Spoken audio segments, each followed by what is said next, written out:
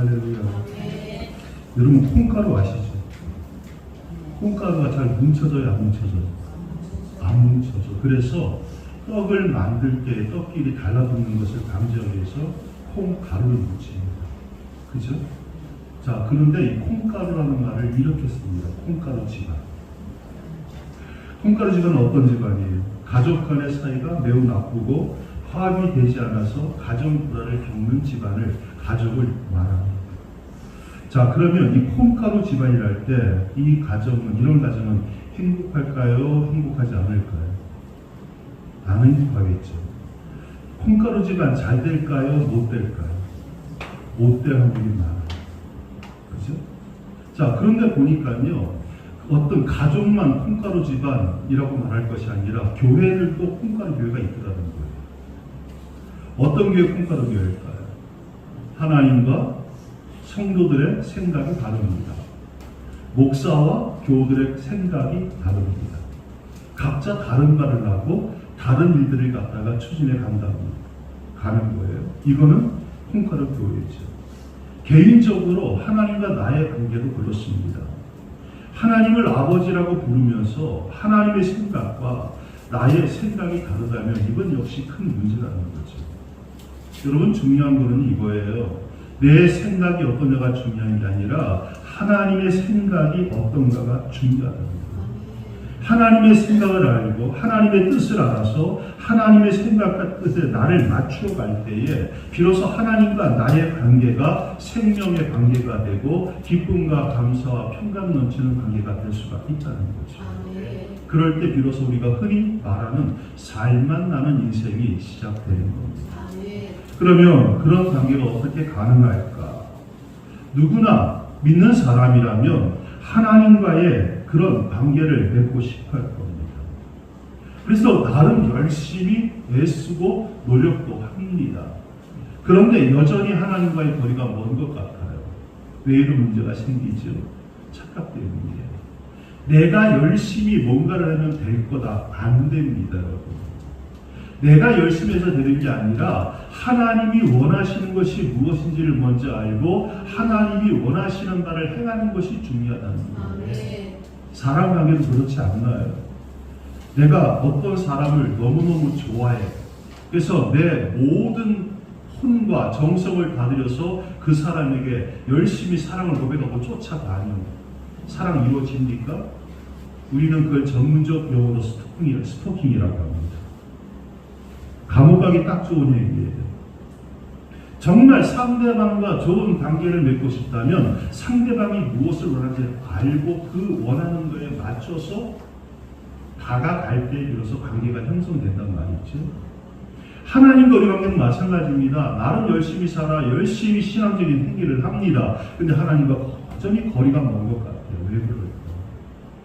우리의 신앙의 노력은요, 뭐부터 시작되냐면 하나님이 원하시는 사람, 하나님이 기뻐하는 사람이 되기 위해서 노력하는 것부터 시작돼요. 결국 뭐냐면 이 신앙이라는 것은 내 삶과 관계가 있다는 거예요.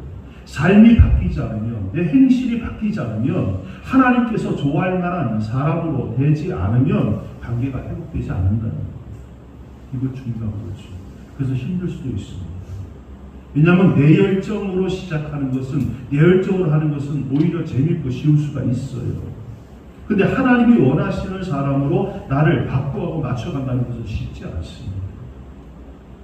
병원 가분들 하는 말이 뭐예요? 여러분은 모르겠지만 저는 그렇게 말해요. 살 좀 빼시고 이러한 음식은 먹지 마시고.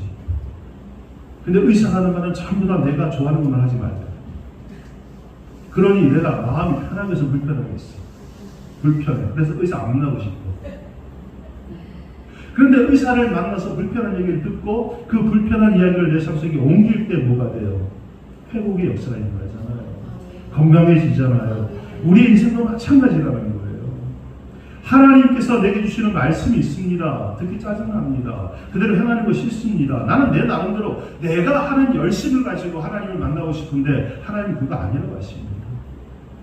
네가 아무리 노력하고 힘써도 나 뭐 인정하지 않으라고 얘기한다. 그걸 볼 수 있는 게 어디냐면 예수님 당시에 바리새인이라는 사람이 있었습니다. 바리새인은요 그렇게 역사가 오래된 그 판은 아닙니다. 이게 로마가 이제 점점 나라가 강성해지면서 이스라엘을 점령하잖아요. 그러면서 그리스 로마 문화가 융합된 헬레니즘 문화가 이스라엘에 들어오기 시작해요. 그러니까 열심히 있는 사람들이 그 헬레니즘 문화 때문에 이스라엘 사람들이 여호와 신앙을 잃어버리는 것이 걱정되고 두려운 거예요. 그래서 우리끼리 한번 모여서 신앙 운동을 펼쳐보자. 쉽게 말하면 지금은 신앙 부흥을 하기 시작한 겁니다. 모세 오경을 그 문자적 가르침을 철저하게 준수하는 평신도 경건 운동이 바로 바리새 운동이에요. 그러니까 이 사람들은 신앙적으로 열심히 있는 사람 없는 사람. 요즘 부흥운동 하자고 하는 사람은 열심히 있는 사람이잖아요. 다른 그래도 다. 근데 주님이 그들 보고 뭐라 그래요? 내 백성이 입술로는 나를 공경하되 마음은 내게서 멀도다라고 마가복음 10장 2절에 말씀하십니다. 하나님 인정한다는 말 한다는 거예요. 말씀대로 살자. 말씀의 백성이 되었음을 잊지 말고 그렇게 행하자. 이게 어떻게 나쁘고? 그런데 주님은 그들을 인정하지 않아요. 이유가 뭘까? 겉모습은 하나님과 가까운 것 같지만은 그들의 속은 하나님과 아주 멀리 있다는 말이에요. 그럼 어떤 사람이 하나님과 가까이 있을까? 오늘 본문 18절에 그 답이 나옵니다. 다시 보자. 시작. 여호와는 마음이 상한 자를 가까이 하시고 충심으로 통회하는 자를 구원하시는도다. 아멘. 영어 성경에는요 상한 마음을 더 broken heart라고 해석을 합니다. 직역하면 어떤 마음이에요? 마음이 깨졌다는 거죠. 마음이 부서졌다는 거예요. 상한 마음이라는 어떤 마음이냐면 산산조각이란 깨어진 마음이라는 거죠. 우리가 흔히 회개라는 말을 통회한다는 말을 씁니다. 통회를 갖다가 한자로 풀면 앞을 통자에 뉘우치는 해자를 써요. 그러니까 내가 가지고 있는 나의 부족함과 죄 때문에 가슴 아파하면서 뉘우치는 마음이 바로 통회하는 마음이죠. 그런 통회하는 마음, 상한 마음이 하나님의 은혜를 입어야만 회복이 가능해진다는 거예요. 그럼 어떤 사람이 마음이 깨지고 심령이 상한 자일까? 저는 오늘 말씀을 통하여 여러분들이 나는 과연 마음이 상한 자인가 아니면 온전한 자인가를 깨달을 수 있는 시간이 되기를 바랍니다. 마음이 상하는 것은 첫째, 죄가 있으면 마음이 상합니다. 죄는요 사람의 마음을 파괴합니다. 죄를 저지르면 평안한 마음이 사라지게 되고 불안함이 시작됩니다. 감사를 말하는 입술에서 원망과 불평이 시작됩니다. 사랑과 용서를 품고 있던 마음에 미움과 복수의 마음이 서서히 잠자게 된다. 그걸 볼 수 있는 게 뭐예요? 아담과 하와가 선악과를 따먹고 하나님께서 누가 그렇게 하라 했더니만 아담이 뭐라고 해요? 당신이 내게 준 저 여자가 내게 그렇게 행하겠습니다. 나 죄 없어요. 저 여자가 문제예요. 근데 죄 짓기 전에는 뭐라고 했어요? 내 살 중에 사요 피 중에 피라. 너무 사랑스럽다는 거예요. 그 사랑스러운 존재, 관계 속에 죄가 들어오니까 어떻게 돼요? 원망이라고 불평이라고 저주가 나오기 시작하더라는 것입니다. 로마서 6장 23절에 말합니다. 죄의 싹은 사망이라. 야고보서 1장 15절 욕심이 잉태한 즉 죄를 낳고 죄가 장성한 즉 사망을 낳습니다. 여러분 분명한 것은요 죄는 하나님과 거리가 멀어지게 만듭니다. 다시 말씀드리지만 창세기 3장 8절에 보니까 그날 바람이 불매 동산에 거니시는 여호와 하나님의 소리를 듣고 아담과 그의 아내가 여호와의 하나님의 낯을 피하여 동산 나무 사이에 숨은지라는 말씀입니다. 그날은 어떤 날? 그날은 뱀에게 유혹당해서 선악과를 따먹었던 바로 그날. 죄가 들어오니까 가장 먼저 일어난 일이 하나님을 피해서 숨는 일이었다는 거예요. 생명의 근원 되신 하나님과 관계가 끊어지니까 뭐가 옵니까? 먼저 불행해지기 시작하고 결국은 멸망으로 가게 돼 있는 겁니다. 범죄함으로 에덴 동산에서 쫓겨난 인간, 하나님과 멀어졌다는 뜻 아니겠습니까? 그럼 하나님과 멀어진 사람은 어떤 모습이 됩니까? 그걸 잘 보여주는 것이 바로 누가복음 15장에 나오는 탕자의 비유입니다. 아버지 인사를 받아서 멀리 도회지로 나가는 둘째 아들. 처음에 모든 게 다 좋았습니다. 근데 곧 그에게 상상치도 못할 일이 오기 시작합니다. 세상 부러울 것이 살던 그가 돼지 위에서 돼지의 먹이를 놓고 서로 다퉈야 되는 기가 막힌 신세가 되고 마는 거죠. 여러분 똑같아요. 우리가 하나님 떠나죠. 처음에는 세상 편해요. 세상 걸거칠 것 없고요. 내 마음대로 누구 뭘 할 사람 없고요. 근데 마지막 어떻게 된다? 결국은 둘째 아들처럼 돼지와 먹이를 두고 싸워야 되는 비참한 신세가 되고 만다는 거예요. 어떤 일이 있더라도 하나님과의 관계가 끊어지면 죽는다는 마음 가지고 죽겠고 붙어 계시기를 축복합니다. 그러면 죄로 인해서 하나님과 멀어진 우리가 어떻게 다시 하나님 가까이 수 있느냐? 바로 아까 여러분 보신 18절 말씀입니다. 충심으로 통회하는 자를 구원하시리라. 충심이란 말이 뭡니까? 마음속에서 우러나는 참된 마음. 통회라는 말은 가슴 아파하고 회개하는 마음이, 이 말은 바로 이거죠. 마음 절 깊은 곳에서부터 나오는 절절한 회개가 하나님과의 관계를 회복시킨다는 겁니다. 예수님께서 십자가에 달려 피 흘리신 것도 바로 하나님과 멀어진 이 죄를 깨끗이 씻어주시기 위함입니다. 그래서 하나님 앞에 어떤 죄라도 자복하고 회개하면 우리 주님은 미쁘고 의로사 이렇게 말씀하시죠. 우리의 죄가 주홍 같을지라도 눈과 같이 이어질 것이요 진홍같이 붉을지라도 양털같이 되리라. 이사야서 1장 18절 말씀. 하나님은 약속하셨습니다. 오기만 해라. 내가 너를 온전케 하리라. 어떤 마음으로? 절절한 회개가 있는 마음으로, 잘못을 뉘우치는 슬픈 마음으로 주께 나오라는 거예요. 주께서 바로 해 주시겠다는 거예요. 자, 그런데 보십시오. 예수님을 사람들은 이렇게 말하죠. 세리와 창녀들의 친구라고 말씀하십니다. 이 말은 세리와 창기들과 예수님의 관계가 좋았다는 걸 나빴다는 거예요. 좋았다는 거죠. 아니, 바리새인들은 말씀대로 살려고 목숨 건 사람들이에요. 그런데 예수님은 그들과 거리를 두십니다. 너희들은 아니라는 거예요. 그런데 왜 세리와 창녀와 같은 죄인들과는 가까이 지냈을까?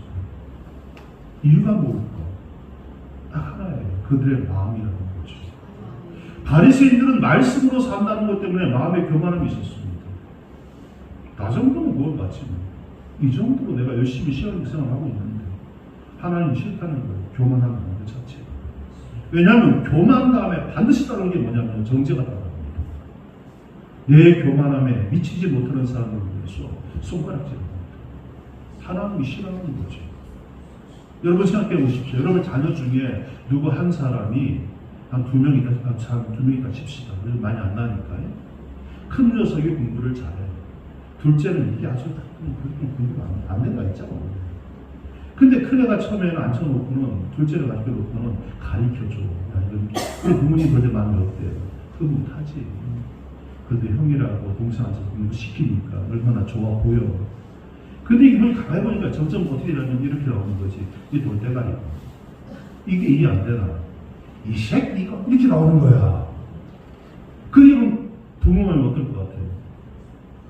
첫째 아들이 둘째 아들을 열심히 가르치는구나. 내가 너의 수고를 내가 친히 칭찬하는 이럴 것 같지. 안 그래요. 이 새끼 네가 뭔데 내 아들 갖다 너희 아들 치는데 이 공부 좀 잘하는 게 대단하나. 부모하면 사랑합니다. 그죠? 이게 바리새인들의 모습이라는 거예요. 나는 말씀으로 행하고 있어요. 난 율법적으로 완전하니. 그래서 예수님이 그를 멀리하시는 거죠. 근데 반대로 세리와 과부들은 나중에 보니까 창기들은 어떻습니까? 나오잖아요. 한 사람이 와서 멀리 서서 고개도 들지 못하고 가슴을 치면서 저는 주님입니다 라는 모습이 그들의 모습이라는 거죠. 세리와 창기들이 자기의 죄를 알까 모를까? 알고 있어. 그것 때문에 마음이 아픈 거야. 마음이 상한 거야. 그래서 그들은 말씀 앞에서 아무것도 못하고 머리를 숙이고 울고 있는 거예요. 주님이 그들을 찾아가시는 거예요. 이게 상한 마음이에요. 나는 당신의 은혜가 아니고서는 마땅히 설 수가 없는 자입니다. 그래서 주님이 찾아가셨고 마침내는 세리와 창기들의 친구라는 이야기를 들으신 거예요. 여러분, 자신이 죄임을 깨닫는 사람이 마음이 상한 사람이에요. 자신의 죄를 진정으로 아파하고 돌이키는 사람이 마음이 상한 자입니다. 마태복음 5장 4절, 애통하는 자가 복이 있나니 저희가 하나님의 위로를 받을 것입니다 라고 주님 말씀합니다. 저는요, 우리 수성교회가 이런 분들이 모이게 하면 좋겠어요. 마음이 상해서 어찌할까를 몰라서 주님, 제가 어쩌면 좋겠습니까?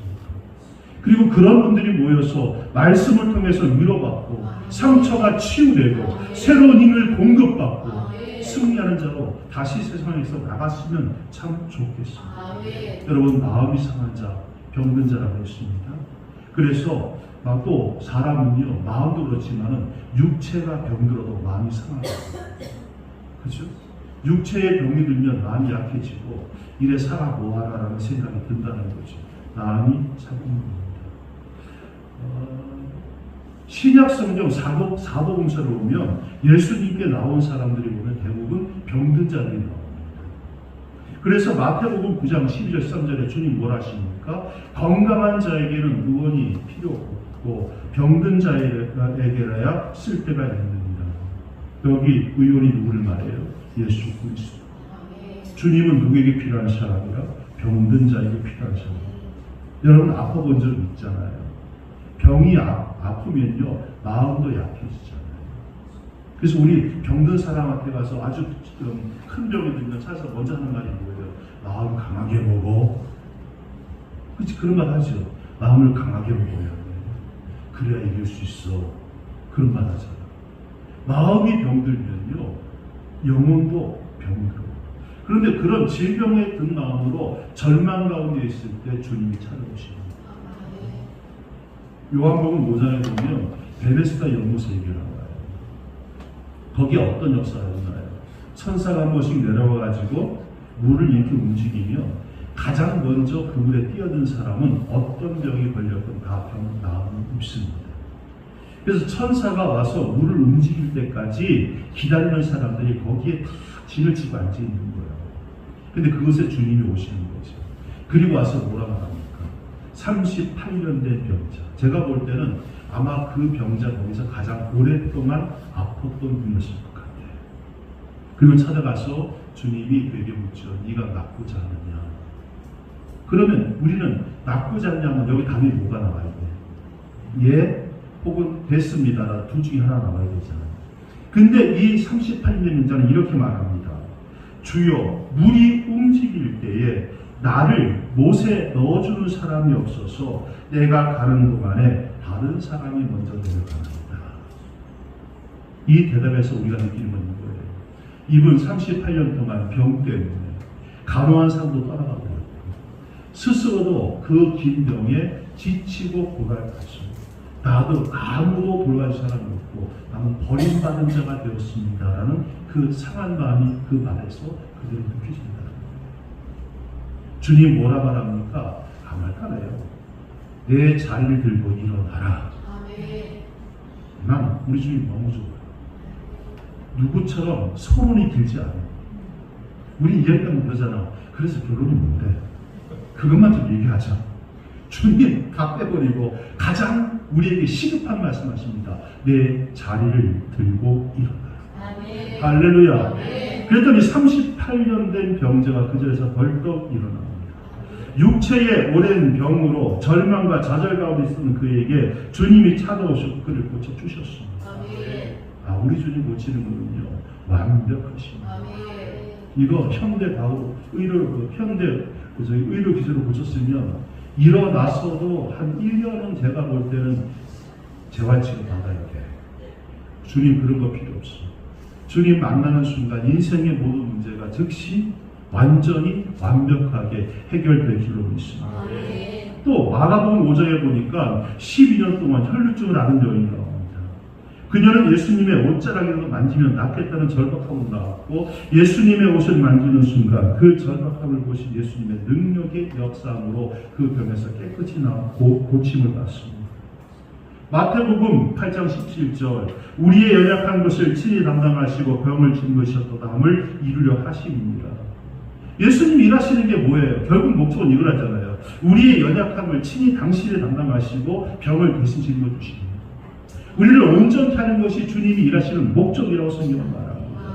지금 여러분 중에 마음이나 육신의 나약함으로 마음이 괴롭고 상한 분들이 계시다면 낙심하지 말고 비관하지 말고 이렇게 나에게 오시는 주님을 만나시기를 축복합니다. 주님 만나야 육체의 병에서 고침받습니다. 주님 만나야 상한 마음의 치유가 일어납니다. 또한 주님은요, 세상을 살다가 실패와 고독함 때문에 마음이 상한 자에게 찾아오십니다. 세상 보면요, 승리한 사람보다는 실패한, 패배한 사람이 훨씬 더 많아요. 그렇잖아요. 모든 사람부터 환호받고 사랑받는 사람들보다 아무도 관심 가져주지 않고 그래서 사회 어두운 곳에서 울면서 혼자 외로운 사람이 훨씬 많다는 거예요. 그런데 우리 주님은요, 성공한 사람보다 실패한 사람을 찾아가시고 사랑받고 인기가 있는 사람보다 버림받고 고독한 자의 친구가 되어주십니다. 이게 주님의 사랑입니다. 세상은 인기 있고 성공하고 승리한 사람에게 몰려가서 환호하지만은 우리 주님은 실패로 마음이 상한 사람을 찾아가시고 사람에게 버림받은 자, 그래서 홀로 고독한 자리에서 울고 있는 사람을 찾아가십니다. 여러분, 성경을 보십시오. 성경을 제가 쭉 묵상하다가 놀라운 사실을 발견했어요. 예수님이 찾아오는 그 자리, 그 장소에 있던 사람은요, 성공하고 인생의 화려함 가운데 사람 한 사람도 없더라고요. 장담컨대. 그럼 주님은 어떤 사람을 찾아가시느냐? 인생의 실패자, 패배자로 힘들어하는 자리에 있는 사람을 찾아가시더라고요. 야곱 보세요. 아버지 이삭의 눈이 어두워서 잘 보지 못하니까 아버지 이삭을 속여서 장자가 받을 축복권을 에서로부터 빼앗잖아요. 그 사실을 에서가 뒤로 알고는 야곱을 잡아 죽이려고 쫓아갑니다. 그래서 야곱이 도망을 가다가 베델 광야에서 밤이 돼서 잠이 듭니다. 돌베개를 갖다가 돌을 하나 갖다가 벽에로 삼고 누웠어요. 광야가 여러분 낮에는 덥지만 밤에는 이슬이 내려서 축축해요. 지금 야곱이 있는 장소는 도망하는 자의 불안한 심리가 있는 장소. 이슬을 피할 수 없어서 눅눅함이 아주 온몸을 괴롭히는 장소고 돌바닥 등짝을 찌르고 아주 불편하고 불안하고 두렵고 겁이 나는 장소잖아요. 근데 그 밤에 하나님께서 야곱에게 나타나십니다. 그리고 뭘 하십니까? 야곱아, 내가 너와 함께 하리라. 가장 실패의 패배의 습이 쓴 곳에 주님 오셔서 내가 너와 함께 약속하셨고 그리고 결국은 야곱은 믿음의 조상의 계보를 잇는 자가 되지 않습니까? 자, 하나님께서 모세를 만나주신 곳이 어디입니까? 잘 나가던 애굽의 영웅이 아니었습니다. 살인자가 되어서 도망치고 도망자가 되어서 미디안 광야에서 40년 동안이나 양을 치면서 모든 꿈과 희망을 다 접어버리고 이제는 할 게 아무것도 없다라는 절망이 깊은 곳에 있을 때 주님이 불타는 떨기나무로 찾아오셨고 그를 부르시고 출애굽의 위대한 주력으로 삼아주시지 않습니까? 신약은 어떻습니까? 주님도 마찬가지입니다. 주님이 베드로를 찾아오십니다. 근데 베드로가 그때에 밤새도록 고기를 잡기 위해서 갈릴리 호수에다가 그물을 내렸는데 많이 잡고 와서 기쁠 때 주님이 찾아오셨습니까? 아니면 못 잡았을 것입니까? 어떻게 된 게 전문 어부가 밤새 한 마리도 못 잡았어. 완전한 실패예요. 밤새 노력했는데 한 마리도 못 잡았다는 것은 절망 아닙니까? 앉아서 빈 그물 수리하고 있는데 주님이 오시는 거예요. 그리고 뭐래요? 깊은 곳에 가서 그물을 내려라. 그랬더니 그물이 찢어질 만큼 많은 고기가 잡혔더라. 할렐루야. 그리고 그렇게 부름받은 베드로는 결국 예수님의 수제자가 되시지 않습니다. 요셉도 그랬습니다. 엘리야도 모두가 성공 가운데 있을 때 모두가 인정받는 가운데 주님 만난 거 아니지요. 실패와 고통과 외로움 속에 있을 때 주님이 찾아오셨고 그를 새로운 삶의 길로 인도하시라는 거예요. 지금 여러분 어떤 상황 속에 있습니까? 실패와 고독 그리고 좌절감에 있습니까? 낙심하거나 엉망하지 마세요. 그때가 바로 나를 찾아오시는 주님을 만날 때고 그 주님으로 새로운 인생이 시작되는 놀라운 것들을 볼 수 있는 시간이라는 사실을 기억하시기 바랍니다. 마지막으로 이야기 하나 말씀 마치겠습니다. 한 장로님이 계셨습니다. 근데 이 장로님이 사업이 바빠서 그렇게 신앙생활을 잘하지 못했어요. 사업한다고 이 사람 저 사람 만나다 보니까 직분도 제대로 감당하지 못합니다. 근데 어느 날부터가 사업이 서서히 기우는 거예요. 그래서 동분서주하면서 방법을 구했지만 결국은 사업은 부도가 나고 회사문을 닫게 됩니다. 그런데요, 회사문 닫으니까 가장 먼저 어떤 일이 보이는지 아세요? 그동안 친하게 지냈던 사람은 떠나기 시작합니다. 혹시나 와서 숨거릴까. 그러면서 그 다음에 연락이 안 되는데 누가 연락하냐면 믿고 그동안 외상으로 물려줬던 사람들이 다 연락이 끊기는 거예요. 살만 안 나는 거지. 내가 잘 나갈 때는 그렇게 와서 옆에서 알랑방 뛰던 사람들이 언제 받는지 등사 보려고 믿고 내가 물건 줬는데 물건값만 줘도 되겠는데 이상하지요. 막 부도날 것 같아. 물건값 좀 줘. 더 안 줘. 그래서 장로님이 큰 상처를 받는 거예요. 그리고 배신감과 좌절감에 몸을 쓰다가 기도원에 들어가서 금식 기도합니다. 나가봤자 살 길 안 보이고 굶으면서 기도하다 죽으면 그래도 숨겼다 할 거니까. 시작은 꼬롬했어. 근데 하나님은 꼬롬하게 다가왔는데도 그를 갖다 복되게 하셨어요. 그래서 하나님 만난 거예요. 그리고 내려와서 목사님에게 이렇게 말합니다. 목사님, 제가 고난을 통과하면서 깨달은 것이 하나 있습니다. 세상 사람과 멀어지니까 비로소 하나님과 가까워진다는 사실을 깨달았습니다. 사람 가까워지려고 애쓰지 마세요. 하나님과 가까워지면 하나님이 사람을 붙여주시고 하나님이 동력자를 보내주시고 할렐루야. 이 장로님은 사업차 하나 말아먹고 그거 소멸해서 배운 거지. 우리 여러분 이렇게 큰 대가 치르지 않아도 깨닫는 지혜가 있기를 바랍니다. 자, 오늘 제가 본문의 말씀을 여호와께서 돌아보시는 자라고 정했습니다. 성경에서는 하나님께서 택한 백성을 불쌍히 여기시고 아끼는 사랑하는 마음으로 관심을 가지는 것을 돌아본다라고 표현합니다. 특히 죄의 대가로 인해서 고통당하는 이스라엘 백성들을 구원하시는 하나님의 역사를 기록할 때 그들을 돌아보셨다라고 기록을 해요. 그래서 하나님께서 돌아보시는 날은, 잘 들으세요.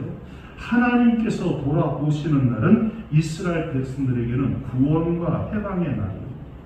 이스라엘을 괴롭혔던 자들에게는 심판과 형벌의 날이 되었습니다. 정말 중요해요. 하나님께서 돌아보시는 자, 이 말은 하나님이 관심을 가지시고 그를 온전케 하시는 날이라고 표현할 수가 있어요. 그러니까 우리 신앙생활에서 가장 중요한 건 뭐다? 내가 뭘 했다가 아니라 하나님이 돌아보실 만한 자의 자리에 있는가 없는가, 이게 중요하다. 하나님은 지금도 마음이 상한 자를 돌아보시고 화해하십니다. 죄 중에 회개하는 자에게, 그리고 몸과 마음이 병든 자에게, 실패와 고독한 자에게 주님이 찾아오십니다. 삶의 공간 가운데 있다면 하나님 사모하고 만나시길 바랍니다. 그게 정답입니다.